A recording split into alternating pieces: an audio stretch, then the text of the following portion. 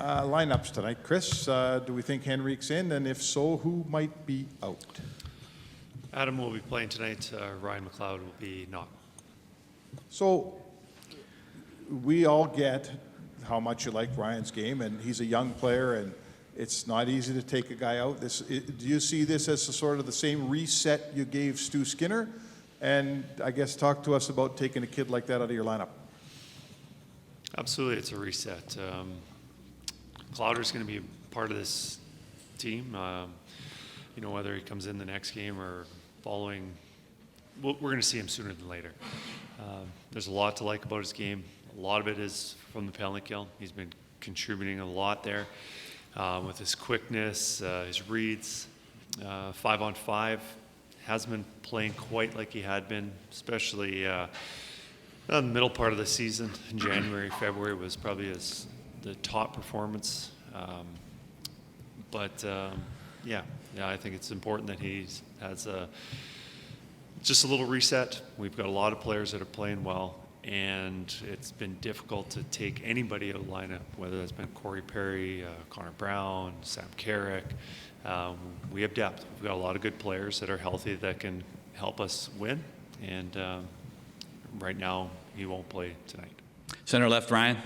Just in terms of Henrik, waiting for him to be healthy enough to play, so what has that been like? Because I know he's been close, and maybe a decision has had to be made, for a game or two here. And maybe just a thought on you are losing some speed out of your lineup here, and it's been a pretty fast series, so I imagine you had to think a lot about that too. Well, when Adam was available, felt that he was 100%, then we want him in the lineup. He's a very important player for us. He can kill penalties, he can be on the power play, and he's a really good 5-on-5 player. And there's games where we could have put him in. I would say he was very close, maybe not 100%, but I'm sure if it was the Stanley Cup Final Game 7, we would have had him in earlier than we are putting him tonight. But I think with his experience, his smarts, that he'll help us tonight. Second row on the left. Kris, is that the only lineup change tonight? That is the only lineup change. The matchup game for you, now you have a last change. We saw Dallas alter it a bit what they wanted in their matchups. Do you foresee, something where you will search for as we get deeper in the playoffs? You haven't really ever chased a matchup, but even for a few shifts, do you think now's the time? Do you hone in more on a matchup? It all depends on the game or how the game's going. I think it's important for our guys that we have that flow. We have the four lines contributing, and we're not chasing a certain lineup. And there's certain situations, face-off location and possibly who they have out there, whether it's their forward line or the defensive line. But I don't think it's something that we're going to chase too much. Third row on the right. Kris, Dallas is 5-1 on the road in the playoffs. Are you seeing anything from them during their road games in the playoffs that's allowing them to be that successful? And do you see anything that you have to do to counter that?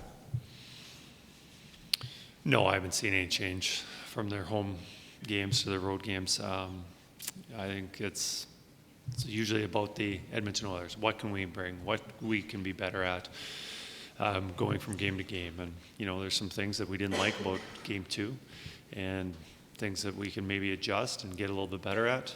That's our focus. Stay in the same row, Tony. Good morning, Kris. I just asked Matthias Ekholm what he likes most about the team defense and the discipline that's needed to execute the way you guys have been in the opening 2 games. I want to ask you, he talked about the response, specifically when the team gets scored on. I ask you as a head coach, what do you like about your team's response? What do you like about the chatter that happens after your team gets scored on, or no chatter at all? What do you like most? I think we've done a pretty good job of responding no matter what happens. And, obviously there's frustration when you get scored against or whenever there's a bad play or whatever it is. But I really like how our guys are able to put it behind them and just focus on the next shift.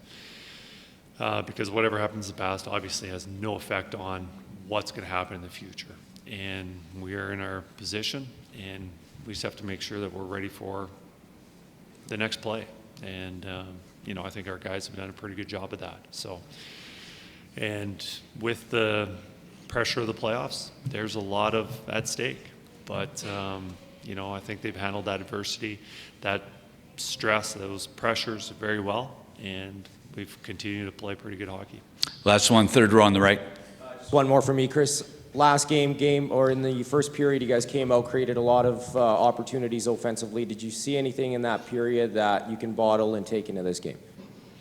No, I liked their energy. I thought we moved the puck really quickly, and really competitive to win puck battles. And you are playing fast, competitive.